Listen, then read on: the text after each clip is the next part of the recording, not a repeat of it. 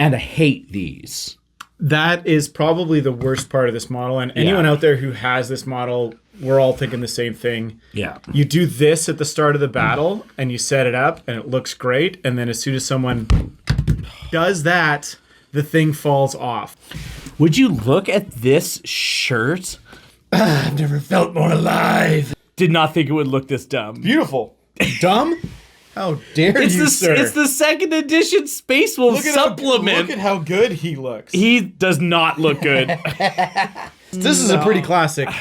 It's a classic look. One. How about this? If you guys have any comments about the shirt, you think one of us looks cooler than the other, maybe post it in the comments. Who do you think out of the two of us looks cooler in a 40K sense?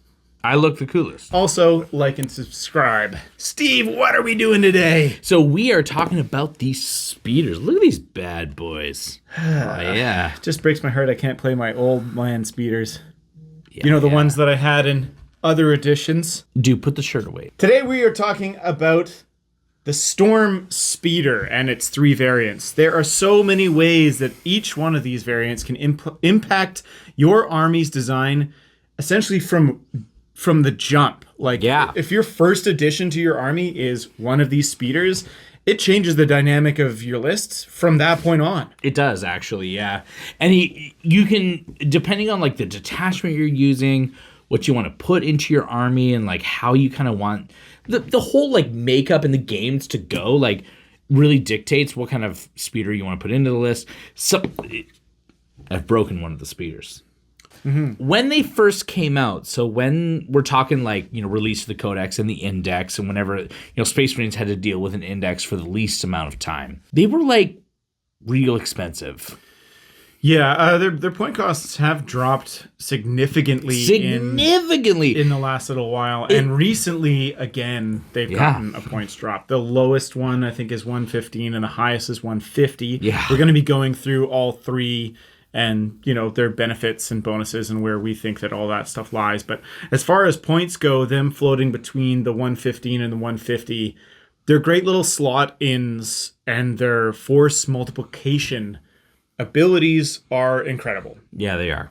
They are. Some more than others, but I feel like that only really depends on what army list you're bringing. If you need anti-vehicle, you can slot in this guy and he can make your entire army better at it. Yeah. Or if you need anti-infantry, or if you need to remove cover, these things are just instant slot-ins for quick problem solving for any Space Marine player. And not only that, their stats are great. Let's start with the stats. Movement 14, which is incredible. And that's across the board, all 3 variants. Yeah, all 3 variants are the same. Movement 14, they fly. Toughness 9, 3-up save, 11 wounds, leadership 6, OC 3, which is also pretty decent. Now, the big thing to take note here, movement 14 and fly. It gives you the ability to hide behind something and then 14 out of it. So you kind of, the way that ruins work now is you have to hop over. You have to actually take the tape and bend it to get it over. 14-inch movement, you're probably not going to have a problem clearing something. Probably not, no. And it can put it in like the perfect situation for an alpha strike on turn 1 or a good counter to somebody's good moves in turn 3. Like you could just jump out. Yeah. You can get a little reckless with it. And the 14-inch movement has other bonuses, and I know you've used them recently. Oh, yeah. So I'm not going to steal your limelight on that one. Tell us about what happened with your 14-inch movement out of this bad boy. So just recently, I was actually playing a game with a good friend of ours, Kurt, and he's a orc player. And I had first turn, so he, in his second round, called a Wah, and he goes into it, right? And I had one of these speeders set up in a position where he couldn't quite like get at it in the first turn, but in the second turn, with the 14-inch movement, 14 inches is like more than enough that you can move around large people. Am I right? Did I make that comment already? The shirt wins. It's just so like, it was in such a position where he couldn't get at it in the first turn. And then in the second turn, this thing is so big that when you put it somewhere really inconvenient, it actually is hard to get around. And in the GW layouts, where you like have some pretty like tight corridors for neither of us were even touching the table. I hate everything. Everything? You hate everything? Put it away, dude. It like just completely trashed. Did you lose it? I didn't. It's not lost. I mean, it's Not temporarily. lost. It's not lost. It's not lost. It's not lost. Parts it's just of it dark aren't- in here. Parts of it aren't readily available right now. And so, anyways, I put it in a position that was like, put him at a really big disadvantage. And then I charged in and stuck a bunch of his dudes together. Yeah, it was so- horrible. And they couldn't fight it off because going to the stat line is T9 with 11 wounds. T9, 11 wounds. Orc boys aren't doing anything to this. We hate the base. Oh, it's the horrible. design sucks. But this is one of the greatest tricks that this thing has. It is. Is that this base size will gum up any of those lanes in between ruins in most of the matched play kind of styles, any layouts. So you can fully block off a lane, sticking a truck and a battle wagon or a bunch of other crud, a bunch of rhinos, some impulsors. Like you could just gum a lane up with something that moves way too fast. And then it also gets to shoot. Some of its shooting is really impressive, too. Yeah, it is. And so, depending on what detachment you're in, if you have to like advance with it hypothetically, you won't be able to shoot right away because none of its weapons are assault, no matter what variant you're using. But there's lots of detachments that can kind of fix that. There's so many, right? Gladius does it. Stormlance does it. Unforgiven does it. Anyways, the options are out there for this thing to potentially move 20 inches. And a lot of the times you might look at it and go, I need this thing to be a firepower beast. I need it to own the shooting phase. No.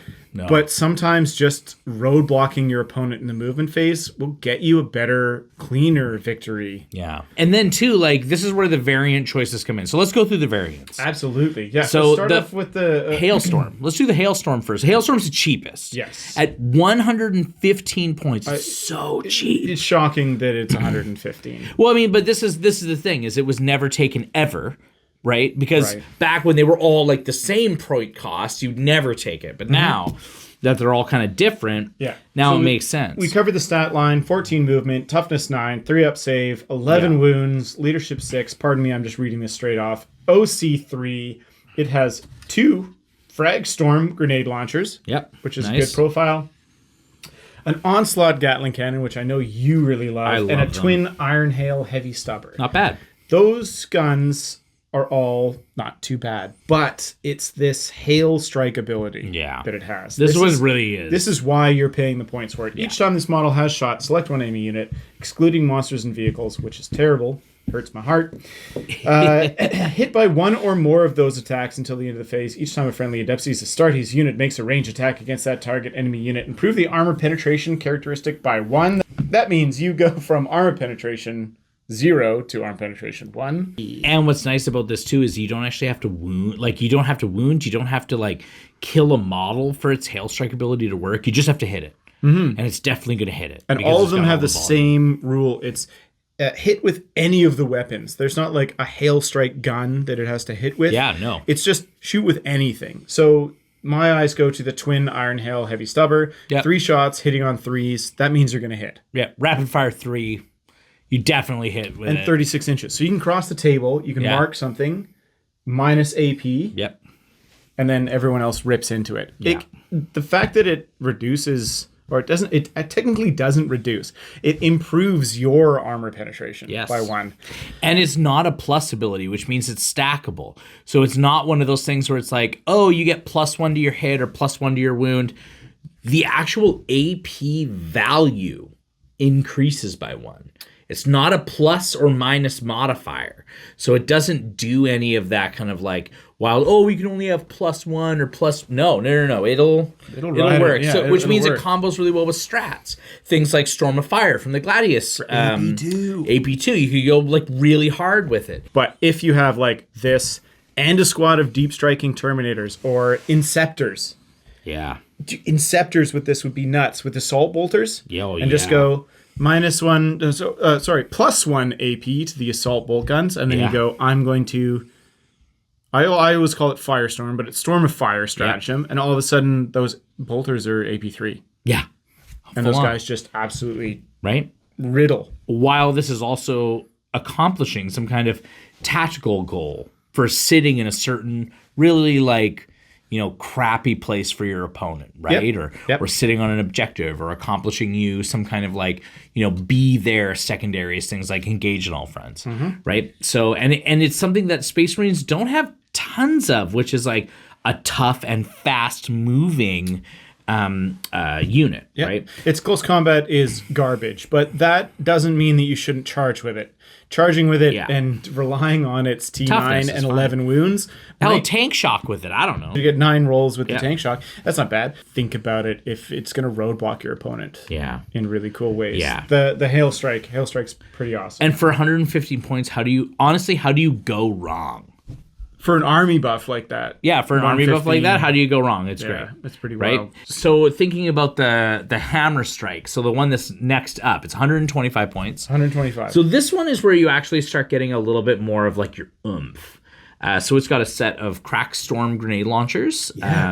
So they each shoot one time. It's effectively like strength 9, AP1, like D3 damage. It's got a set of missiles on the top, and it has a Melta destructor. 3-shot Melta. Yeah. It's awesome. It's 18-inch. Melta means it triggers at 9 inches. You get the +2. Yeah. But this thing moves 14 inches. Yeah. If whatever it hits, your whole army then ignores cover against it. I would say this is the most universal rule. Absolutely. Right? Because it affects everything. It's not just, when you're fighting against infantry like the hailstrike, which was only against things that didn't have the like monster and vehicle keywords, so things like mounted or whatever else infantry. This is literally everything. Your whole army just ignores cover now, and ignores cover is such an overpowered rule. Like it's basically +1 AP. Almost everything is getting cover all the time. Yeah. The other thing is that it still has hammerstrike missiles. It's 2 shots, 36 inches. So if you just, if you're going to kill this vehicle, shoot your 36-inch shot at something else and remove cover from it. This one has the tightest range besides the hammerstrike missile launcher. So you do have to kind of get up there. It is also throwing a lot of D6 damage out. So its damage output is fantastic. It really is, actually. Yeah. So the last one is the thunderstrike. Now, this one is the most expensive. It's 150 points. Yep. I love it, and I think that it's really good. It's actually this blue one right here. So it's got a last talon on it. It's also got like crack storm grenade launchers, and it's also got the a set of like thunderstrike missiles. Storm Fury missiles. So sorry. Yeah, you should My fault. Yep. And it's not a crack storm, sorry. It's Icarus rocket pods. Yes, that's right. Anti-fly, which is great. So it's good against vehicles. It's good against stuff that flies. Something that this one has that the other ones don't is that for some whatever reason, the main weapons on this one hit on 2s. Well, it doesn't have a lot of shots, right? The last talon pops twice and the missiles pop once. So it's only shooting 3 times, and your twin Icarus rocket pod shoots D3 times. So that's true. It has a very low shot count. They wanted to make sure it hit. And what triggers the rule for +1 to wound versus monsters and vehicles army-wide. It's so good. It needs to hit. The key word is it needs to hit. Yeah. So even if you don't wound, if no wounds go through, it doesn't matter. Just clip somebody with it and you're going to be okay. I actually have a good story. I was playing in a tournament with this, and the great thing about this is that because everything gets +1 to wound when you're shooting against monsters, vehicles, you hit with this first, do a little bit of damage, hopefully. But then after that, it helps so much of your other stuff actually get there. I had a squad of aggressors that then shot into an Imperial Knight and just downed the whole thing.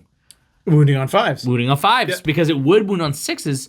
Now it wounds on 5s. And it takes the percentage chances of them actually doing the work they need to do and just skyrockets it all the way up. Right? And if hypothetically whatever you're shooting at, like already wounds on 5s, going to 4s is way better. Right? Yeah. So it really does, like, it helps your volume do the damage it really needs to do. This thing can get complemented, and we've seen this in one of our friends' lists. Our good friend Mitch plays Firestorm really aggressively. He's good at it. This can tag a vehicle, making your strength 14 shots out of a gladiator lancer wound on 2s. That way you're like guaranteeing you're putting hurt on that vehicle. Yeah, no matter what. That vehicle doesn't have a good armor save or no invulnerable save, it takes that hit. Yeah. I'm hitting on 2s, I'm rerolling. I'm wounding on 2s, I'm rerolling.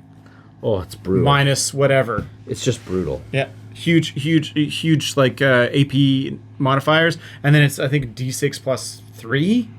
It's wild. Which of these speeders, so just kind of round out our conversation, maybe bring it to an end, which one do you think is the best?